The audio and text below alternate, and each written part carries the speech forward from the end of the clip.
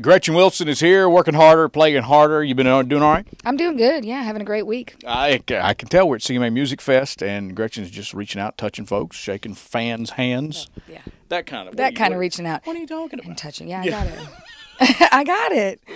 Look, I didn't go there. We had a great time at John and June's with this young lady, and you have expressed an interest in maybe exploring some other avenues in your career. Yeah, you never know where life is going to take you. And I was just kind of telling you, going back and getting my GED a year and a half ago really opened some doors to me, to people that I'd never met before. I got involved with some people that are champions of literacy and adult education in this country, and I've made several trips up to D.C. trying to get senators and governors and other influential people to champion the idea of supporting adult education in this country. And I've just learned, I'm learning as I go up there and come back home that, not as much is getting done up there as we really would like to think it is. And I don't know. You just never know where your career is going to lead you, where your path is going to take you. But I thought I might go back to college, study a little political science and maybe get in there and fix things in about 10, 20 years. Well, you're friends with Sarah Palin. I am friends with Sarah Palin. She's an amazing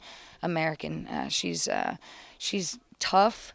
She's strong, and I wish that everybody in this country would have had the opportunity that I had to sit on her bus with her family, and to hear her speak candidly about the things that she believes in, because politicians we don't really know them. They don't get to say what they want to say. We don't get to know who they really are and what they're really all about and what they're fighting for and what they believe in and what's closest to their heart. But when you get to sit down with somebody in a situation like that, and I was also lucky enough to do that with George W. Bush and got to know him pretty well, it's a whole different person that you get to see there. Like, how you and I are talking right now. We can be totally open and honest about how we feel about things, and it's just so hard for a politician. I think that one of these days we'll have a real leader in office instead of a politician, which is what we really need. But yeah, real people have to get involved. I think that's what we're learning. It's not just lawyers and millionaires that can be involved in making decisions. Right. So. Yep. If we can come together as a country and realize that it's not always left and right, it isn't, and you can be as far right or as far left as you want to be, but there are so many issues that we are on the same page about, that we do agree on, and that we need to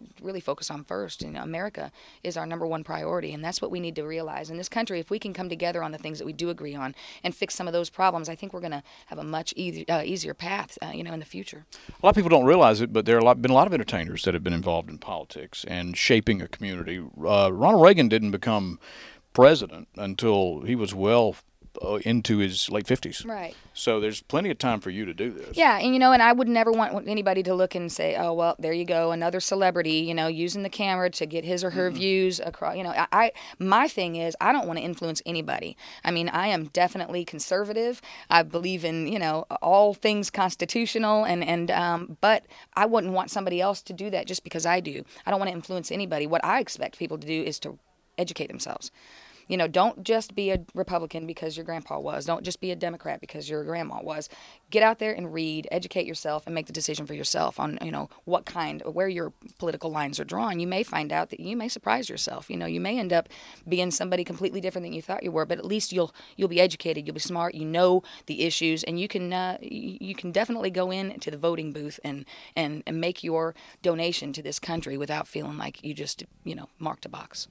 Redneck, white bread, blue collar. Absolutely. This message paid for by Gretchen Wilson. And Redneck Records.